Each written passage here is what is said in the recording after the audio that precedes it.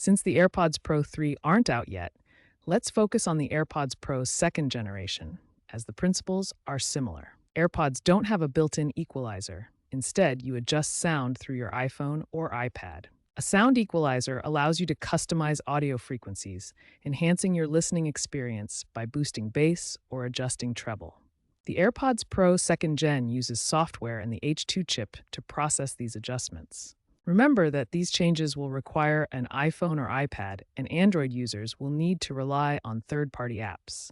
It is important to understand that custom EQ may have a slight impact on battery life. To adjust EQ settings, first ensure your AirPods Pro are paired with your iOS device. Connect them through Bluetooth settings for seamless integration. For global equalizer adjustments, open Settings, tap Music, then EQ. Choose from presets such as Bass Booster to enhance low frequencies or Late Night to reduce loud sounds. For personalized audio, go to Settings, Accessibility, then Audio Visual.